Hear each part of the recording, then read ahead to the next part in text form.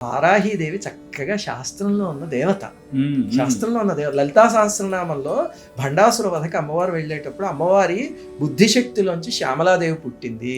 అలాగే అమ్మవారి నేను అనే ప్రజ్ఞ, అంటే మనందరం కూడా నేను అనుకుంటాం కదా, ఆ నేను అనే ప్రజ్ఞలోంచి వారాహిదేవి పుట్టింది అని లలితా సహస్రనామంలో ఉంది.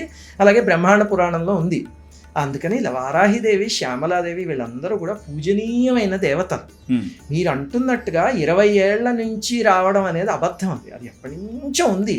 కాకపోతే ఇప్పుడు ఏమైందంటే మన అదృష్టమో దురదృష్టమో కానీ సోషల్ మీడియా వల్ల మంచి పనులు జరుగుతున్నాయి కొన్ని.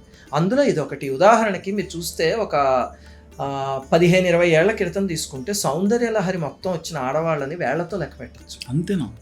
సౌందర్యలహరి రాదు. ఇప్పుడు సౌందర్యలహరి రాని స్త్రీ లేరు అసలు. ఆధ్యాత్మిక మార్గంలో ఉన్న వాళ్ళు ఎవరికైనా కనీసం ఒక 10 శ్లోకాలైనా వస్తాయి, 100 రాకపోయినా సరే. ఎలా వచ్చింది మార్పు అంటే చాగంటి వారు, సామవేదం వారు అయితే సౌందర్యలహరి మీద ఎన్ని ప్రవచనాలు చేశారో, వారి ప్రవచనంలో ఆ గొప్పతనం విని ఇంక అందరు ఆడవాళ్ళు నేర్చుకోవడం మొదలుపెట్టారు. అంతేగాని ఓ సౌందర్యలహరి క్రితం 10 ఏళ్ల నుంచే నేర్చుకుంటున్నారు, ఇంతకు ముందు శాస్త్రంలో లేదంటే పొరపాటు. శంకరాచార్యులు వారి 1000 years ముందు నుంచే సౌందర్యలహరి ఉంది. కానీ ఇప్పుడు వారి ప్రవచనకర్తల దయ వల్ల ఇప్పుడు నేర్చుకుంటున్నారు.